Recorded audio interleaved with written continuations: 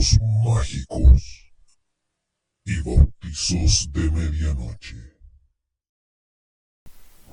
Bienvenidos y bienvenidas a un nuevo podcast de relatos mágicos y bautizos de medianoche del Instituto Arcano Paracelso.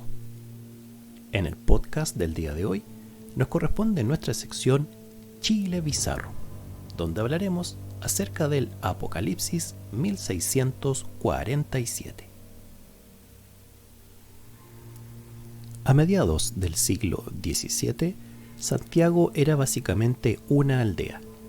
Tenía solo 300 casas de moradores, no menos de 12 iglesias, capillas y monasterios, según Vicuña Maquena en Historia Crítica y Social de Santiago.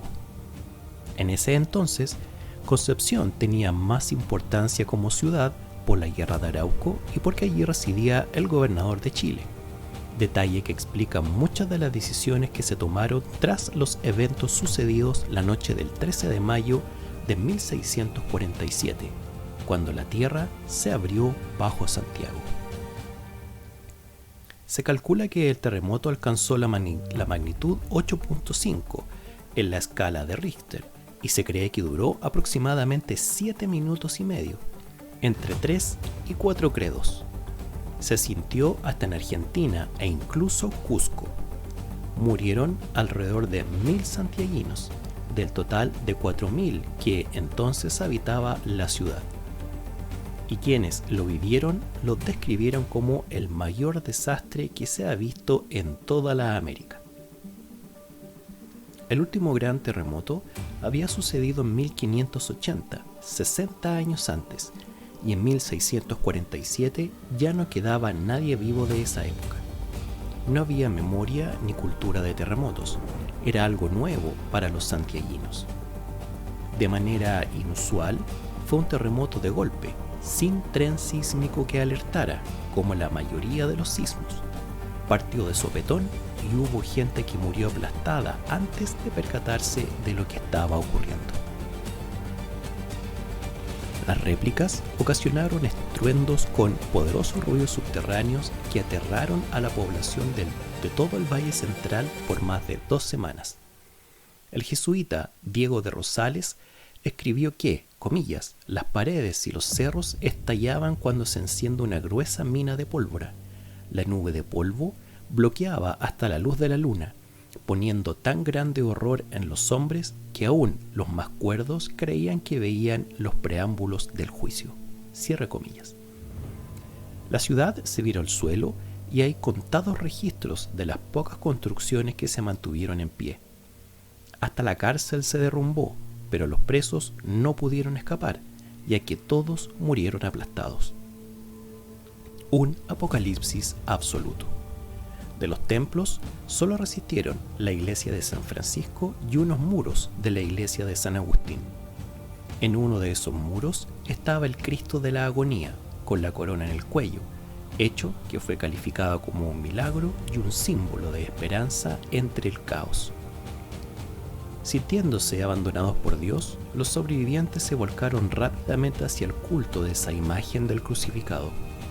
La hicieron salir en procesión a la noche, rogándole a la figura de madera que la tierra no volviera a abrirse. Se cuenta que, cuando el obispo Villarroel intentó colocar la corona de espinas en su sitio original, volvió a temblar, razón por la cual nunca más se intentó mover del cuello del nazareno. El Señor de la Agonía fue trasladado por un grupo de sobrevivientes a la Plaza de Armas, donde se hicieron misas y permaneció unos días como protector de la ciudad. Aunque en un primer momento se le llamó Santo Cristo de la Plaza, con el paso del tiempo pasó a ser conocido como el Cristo de Mayo o Señor de Mayo. Entrado el siglo XVIII, también se le dio el apodo de Cristo de los Terremotos. En el centro de la ciudad, donde hoy se levanta la Catedral Metropolitana, se habían abierto varias grietas en el suelo.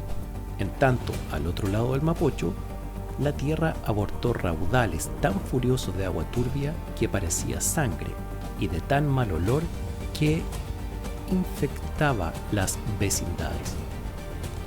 Entre la oscuridad de la noche, comenzó a circular el rumor de que los esclavos y los indios intentaran aprovechar la confusión para levantarse contra los españoles. Este era un temor común a lo largo del siglo XVII. Inmediatamente, los soldados se reagruparon para asegurar el orden público. Vino entonces el problema de enterrar la enorme cantidad de cadáveres que se acumulaban en las esquinas de la ciudad.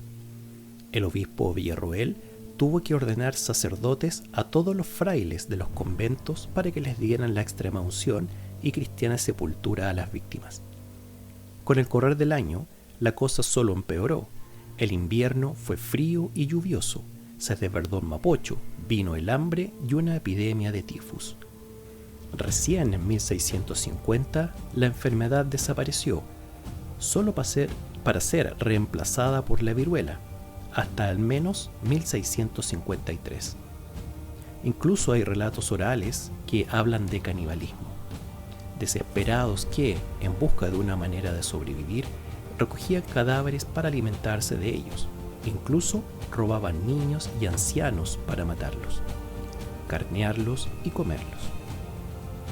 Entre 1647 y 1650, en Santiago de Chile, se dieron las peores escenas de horror de toda la colonia hispana. Walking Dead parecía una broma de niños en comparación al día a día en la capital más austral de la corona. Aquí, de verdad, caminaban los muertos. Surgió entonces la idea de cambiar la ciudad de ubicación, más al norte, hacia Quillota o San Felipe, o incluso Concepción. Sin embargo, los intereses de los grandes hacendados y sobre todo de la iglesia frenaron esas intenciones y se optó por reconstruir Santiago, aunque antes hubo que limpiar la ciudad. Y, cuando hablamos de limpiar, no es precisamente levantar escombros y pasar la escoba. Tal vez sea uno de los episodios más oscuros y desconocidos de la historia de Chile. La disposición fue clausurar todas las entradas y salidas de Santiago, encerrando a los enfermos, apestados, locos y heridos. Solo a la gente sana se le permitió salir. Si alguien afectado por tifus o viruela intentaba escapar, la orden era matarlo de inmediato. Se suspendió el suministro de agua y comida por 4 meses y se dejó literalmente que los muertos en vida que quedaban en Santiago se terminaran de matar los unos a los otros. Los pocos que lograron sobrevivir en estado de absoluta enajenación y locura fueron ultimados por las tropas de la corona y quemados en piras en la actual Plaza de Armas.